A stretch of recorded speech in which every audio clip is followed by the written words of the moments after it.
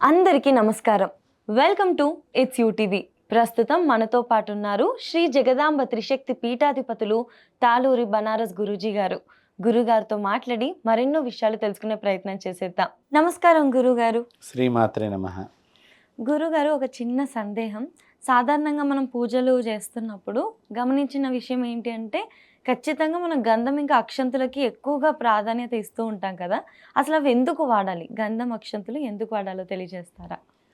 ఇది కూడా మీరు అడగటం చాలా మంచి ప్రశ్నే. చూడటానికి ఏదో అదేంటి తెలీదా, ఇంత చిన్న ప్రశ్న అడిగారేంటి అని అనిపించవచ్చు అవతల వాళ్ళకి.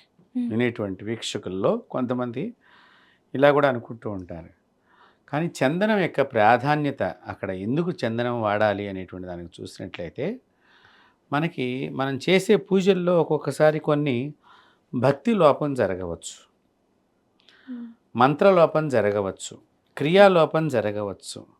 ఇలాంటివి జరుగుతున్నప్పుడు భగవంతుడు కొంచెం ఇబ్బంది పడుతూ ఉంటాడు. అంటే కోపం కూడా భగవంతుడికి సంభవించవచ్చు ఇక్కడ. కాబట్టి ఎప్పుడైతే మనం ఈ చందనాన్ని సమర్పణ చేస్తామో ఆయన చల్లగా అయిపోతాడు. మీకు అర్థమైందా? అంటే చందనం అనేటువంటి దాన్ని చాలామంది అనుకుంటారు, చందనం మంచి వాసన వస్తుంది అని. కాబట్టి వాసనలు పోగొట్టేది అనేదాన్ని మనకి చందనానికి ఉన్న పేరు సామాజికంగా చూస్తే. అలా కాదు. చందనం వలన స్వామివారి దగ్గర నుంచి ఒక్కొక్కసారి పూజ చేస్తుంటే మీకు ఆ ప్రాంతం వేడిగా అనిపిస్తూ ఉంటుంది. అవునవును. ఇది మనం బాగా అబ్జర్వ్ చేస్తే కనుక రేపు అక్షయ తృతీయ రోజున సింహాచల అప్పన్న స్వామి వారికి చందనం నిజరూప దర్శనం చేస్తారు.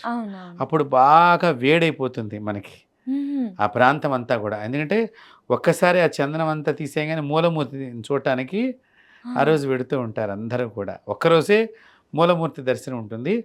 మిగతా 364 రోజులు కూడా ఆయన చందనంతోనే కప్పిపడి ఉంటారు. అంటే ఏంటి, ఒక్కసారి తీయగానే ఆయన యొక్క శక్తి నుంచి వచ్చి ఆ మూలమూర్తి నుంచి వచ్చేటువంటి వేడి జ్వాలలు అన్నమాట అవి. దాని ద్వారా వాతావరణంలో కూడా వేడి పెరుగుతుంది. అంటే ఎప్పుడైతే ఈ చందనాన్ని పెట్టడం మూలకంగా వేడి అనేటువంటి దానిలో రెండు ఉన్నాయి.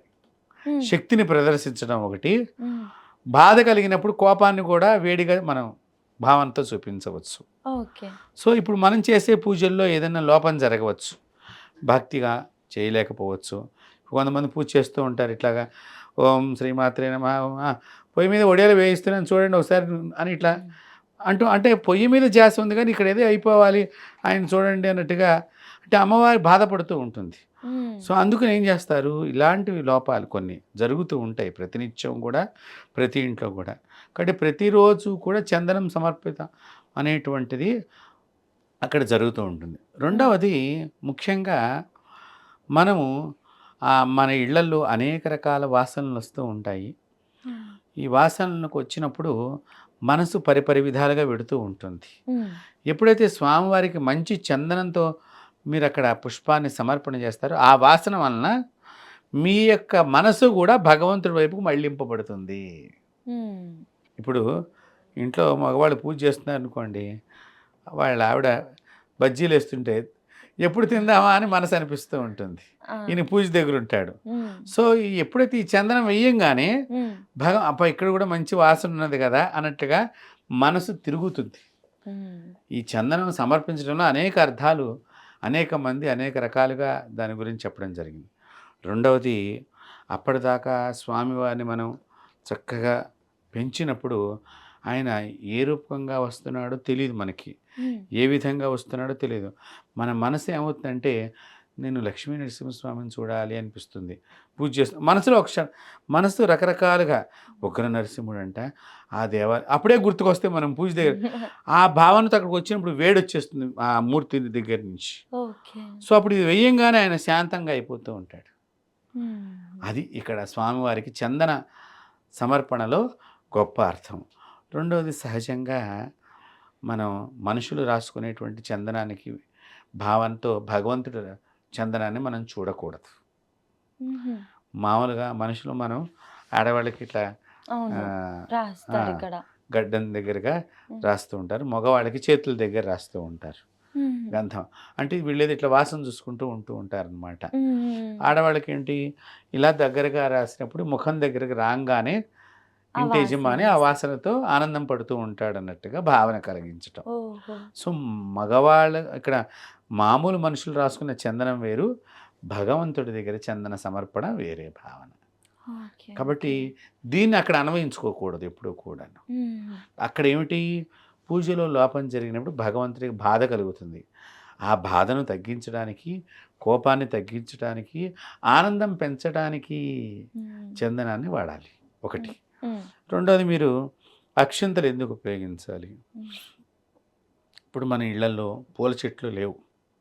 మనం మార్కెట్ నుంచే పూలు కొనుక్కుంటున్నాం. చాలా మటుకు అపార్ట్మెంట్స్ వచ్చేసిన తర్వాత ఇండిపెండెంట్ హౌసుల్లో అక్కడక్కడ ఏవో ఓ చెట్టు ఉన్నా గానీ పక్కింటి వాళ్ళు కోసుకుపోతున్నారు. అవును. అదో పెద్ద సమస్య అయిపోయింది. హ్మ్. కాబట్టి పువ్వులు లేని పరిస్థితి వస్తే హ్మ్. ఏం చెయ్యాలి దేవుడికి అంటే, అక్షింతలతో పూజ చెయ్యండి అని శాస్త్రం చెప్పింది. ఓకే. అందుకని అక్షింతల్ని ప్రధానంగా ఇప్పుడు మనం సహజంగా ఆడవాళ్ళు ఏవండీ రేపు పలానా పూజ ఉంది మీరు వచ్చేటప్పుడు పూలు తీసుకురండి అంటారు. ఆయన మర్చిపోయి రావచ్చు. పొద్దున్నే వీళ్ళు వెళ్ళలేని పరిస్థితి ఉంటుంది. సాయంత్రం చాలా దూరం ఉంటుంది షాపు. హ్మ్. వెళ్ళలేని పక్షంలో ఇంట్లో బాధపడే బదులు, ఒకరినొకరు కేకలేసుకునే బదులు, చక్కగా అక్షింతలనే మీరు ఏ విధంగా భావన చేస్తూ వేస్తూ ఉంటారో, ఇది వినాయకుడు పూజ చేస్తున్నారనుకోండి, దుర్వాయుగ్మం పూజయామి అక్షింతలు వేయండి. దుర్వాయుగ్మం దొరక్కపోతే. అంటే గరిక. హ్మ్. హ్మ్. మందార పుష్పం మందార పుష్పార్థం అక్షితాన్ని సమర్పయామి. ఆ ఓకే. అర్థం వచ్చేటట్టుగా ఈ అక్షింతలు వేస్తున్నాను ఆ!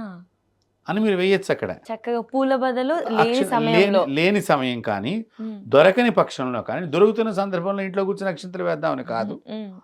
వీలు లేని పరిస్థితి ఏదన్నా సంభవించినప్పుడు.